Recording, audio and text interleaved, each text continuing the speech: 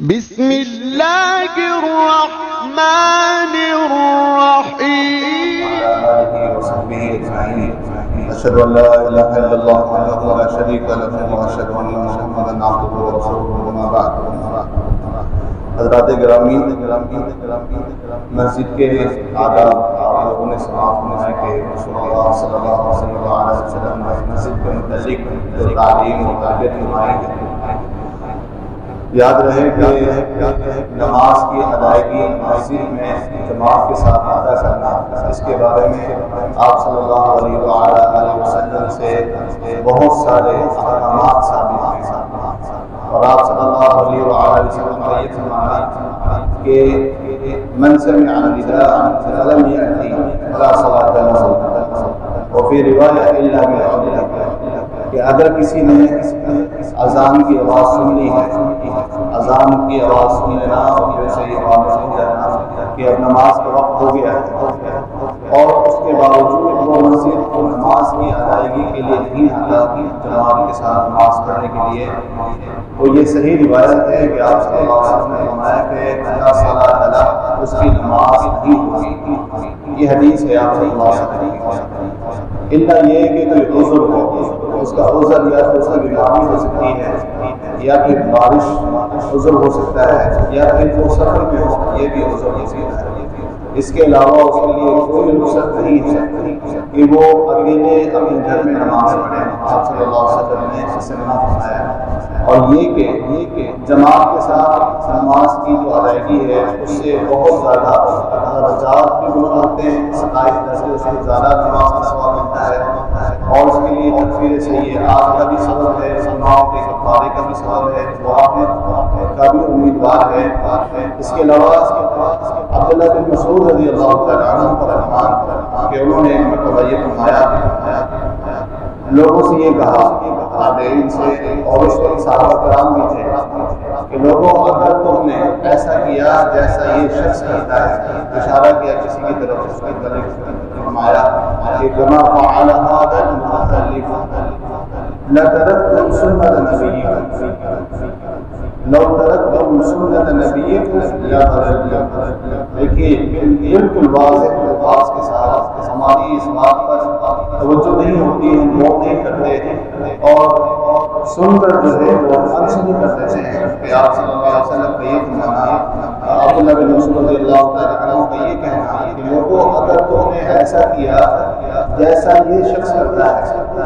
کہ نماز جو ہے اس کی پرواہ نہیں ہے، وہ اپنے گھر میں نماز پڑھ لیتا ہے یا اکیلا نماز پڑھ لیتا ہے، لَتَرَكْتُمْ سُنَّةَ نَبِيِّكُمْ، تو پھر تم اپنے نبی صلی اللہ علیہ وسلم کی سنت کو چھوڑ دو گے۔ اب سنت کا مفہوم ہمارے یہاں تو یہ ہے، سنت کے ایک مفہوم تو سلف صالح کا، سنت کا مفہوم کچھ ہوگا، ہمارے یہاں سنت کا مفہوم یہ ہے کہ اگر اسے کر لیا جائے تو ٹھیک ہے، اگر نہ کیا جائے تو کوئی حرج نہیں ہے۔ جبکہ صحابہ کرام رضی اللہ علیہ اجمعین اور ان کے بعد آنے والے ان کے شاگرد اور سلف وہ اس بات کو لازم سمجھتے تھے کہ اگر یہ چیز کوئی عبادت سنت سے ثابت ہو جائے تو اسے کرنا ہے، بجائے اس کے کہ سوال کیا جائے یا پوچھ لیا جائے کہ یہ سنت ہے یا واجب ہے۔ جیسے کہ عبداللہ بن عمر رضی اللہ تعالیٰ عنہ سے کسی نے یہ پوچھا کہ وتر پڑھنا سنت ہے یا واجب ہے؟ اکثر عمومی طور پر یہ سوال ہو جاتا ہے کہ وتر پڑھنا سنت ہے یا واجب ہے؟ انہوں نے جواب یقین کہا کہ یہ سنت ہے، اور نہ یہ کہا کہ یہ واجب ہے، یہ فرض ہے، یہ سنت ہے۔ انہوں نے یہ فرمایا کہ بھائی ہم نے تو اللہ کے رسول صلی اللہ علیہ وسلم کو وتر پڑھتے ہوئے دیکھا ہے، ہم بھی پڑھتے ہیں، ہم بھی پڑھتے ہیں۔ تو یہاں پر جو سنت کا مطلب اور مضمون یہ ہے کہ آپ صلی اللہ علیہ وسلم کا طریقہ، آپ کا راستہ، سنت کا لغوی مفہوم بھی یہی ہے کہ راستہ اور طریقہ۔ تو عبداللہ بن مسعود فرماتے ہیں کہ اگر تم نے اسی طرح نماز اکیلے پڑھنا، گھر میں پڑھنا شروع کر دی اور جماعت کے ساتھ نماز نہیں پڑھی، لَتَرَكْتُمْ سُنَّةَ نَبِيِّكُمْ، تو پھر تم اپنے نبی کی سنت کو چھوڑ دو۔ اور پھر آگے کیا ہوگا؟ اس کا نتیجہ کیا ہے کہ سنت چھوڑ دی، بس بات ختم ہو گئی۔ نہیں، آگے انہوں نے کہا لو ترکتم سنت نبیکم لضللتم، اور اگر تم نے اپنے نبی صلی اللہ علیہ وسلم کی سنت کو چھوڑ دیا، یعنی کہ مسجد میں آنا، جماعت کے ساتھ نماز، اس عمل کو قائم کرنا، تو پھر تم لوگ لضللتم، گمراہ ہو جاؤ گے۔ ایک اور روایت ہے جو ہمارے جھنجھوڑنے کے لیے کافی ہے کہ ایک نابینا صحابی آپ صلی اللہ علیہ وسلم کے پاس کہتا ہے کہ اللہ کے رسول صلی اللہ علیہ وسلم نابینا ہے، دیکھ نہیں سکتا، کیا میں گھر میں نماز پڑھ سکتا ہوں؟ آپ صلی اللہ علیہ وسلم نے اسے کہا ٹھیک ہے، پڑھ سکتے ہیں۔ لیکن جب وہ جانے لگے، یہ سوال کرنے اور جواب ملنے کے بعد جب وہ جانے لگے تو آپ نے فرمایا کہ پولیس بلائے اور کہا کہ اتسمع النداء، صحابی سے آپ نے فرمایا کہ کیا اذان کی آواز آتی ہے، اذان سنتے ہیں؟ کہا جی بالکل، میں اذان سنتا ہوں۔ تو پھر آپ صلی اللہ علیہ وسلم کہ واجب مسجد میں آنا ضروری ہے، تو پھر مسجد میں آنا پڑے گا۔ اس میں کچھ اور روایات بھی ہیں اسی واقعے کی کہ یہ صحابی نابینا تھے، انہوں نے یہ بھی کہا لیس لی قائد یقودنی، لیس لی قائد یقودنی، میں جب گھر سے باہر نکلتا ہوں نماز کے لیے تو مجھے لانے والا کوئی نہیں ہے۔ نابینا ہے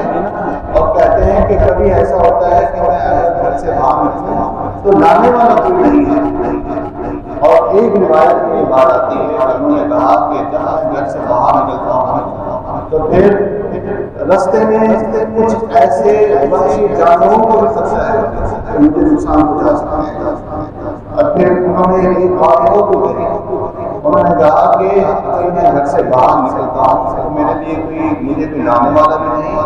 اور میرے اور مسجد کے درمیان نشیب و فراز بھی ہیں، مجھے اترنا پہاڑی رستہ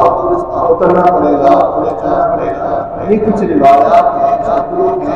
ان تمام باتوں کے باوجود آپ صلی اللہ علیہ وسلم نے فرمایا عجیب مجھے مسجد میں آنا پڑے گا۔ آپ صلی اللہ علیہ وسلم اپنے زندگی کے آخری ایام کے اندر آپ بیہوش تھے، بہت شدید بیماری۔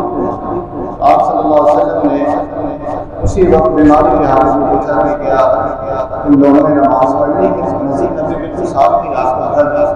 دائیں ہاتھ پر عائشہ کا حجرہ تھا، اس میں آپ آخری ایام گزار رہے تھے، مسجد صاف تھی، تو کیا تم لوگوں نے نماز پڑھ لی ہے؟ تو صحابہ کرام نے کہا کہ نہیں پڑھی، آپ کے نظام ہو رہا تھا، کیونکہ کسی کی کوئی ضرورت بھی نہیں تھی کہ وہ اللہ کے رسول صلی اللہ علیہ وسلم کی موجودگی میں مصلی پر آ سکتا تھا اگر نماز پڑھا ہے۔ آپ نے فرمایا کہ ٹھیک ہے مجھے وضو کرواؤ، آپ کو وضو کروایا گیا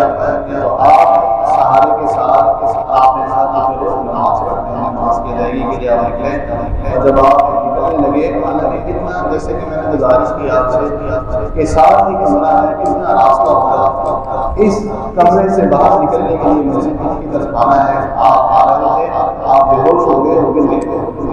آپ بے ہوش ہو گئے اور آپ گر گئے، آپ کو دوبارہ لے جایا گیا،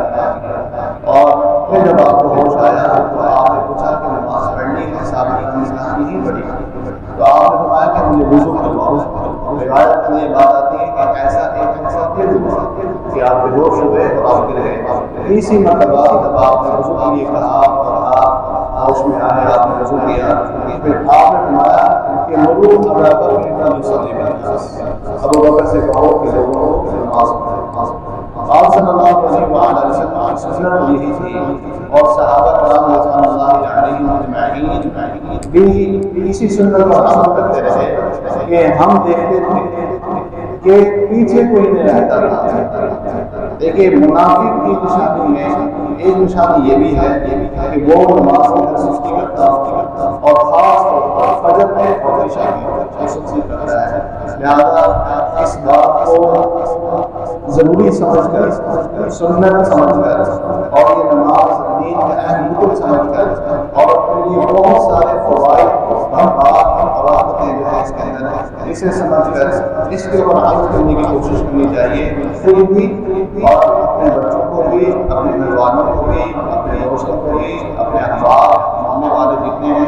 جب بھی نماز کا وقت ہو جائے کوشش کیا کرے کہ نماز جو ہے جماعت کے ساتھ آ کر نماز کی ادائیگی جو ہے نماز جماعت کے ساتھ ہونی چاہیے۔ آپ صلی اللہ علیہ وسلم سے اس بارے میں مختلف احادیث آتی ہیں کہ کون سی نماز جو ہے وہ کتنی افضل ہے، لہٰذا جماعت کے ساتھ نماز کی ادائیگی ضروری ہے۔ اس کے بعد تفصیل کے ساتھ انشاءاللہ ہمارا نماز کا طریقہ میں انشاءاللہ کوشش کروں گا۔ اگر درمیان میں کوئی بات رہ جائے گی یا اس سے کوئی ہو سکتا ہے درمیان میں کوئی غلطی ہو جائے تو محترم جناب الیاس صاحب بیٹھے ہیں، شیخ الیاس سے اہل علم جو ہیں وہ مجھے بتا سکتے ہیں بعد میں کہ یہ یہاں پر اس بات کی کمی ہے یا یہ غلطی ہے، اس کو پھر جو ہے ہم انشاءاللہ اگلے دن پورا کر لیں گے۔ اللہ سبحانہ و تعالیٰ اللہ تعالیٰ کی توفیق عطا فرمائے۔ سبحان ربک رب العزۃ عما یصفون، وسلام علی المرسلین، الحمد للہ۔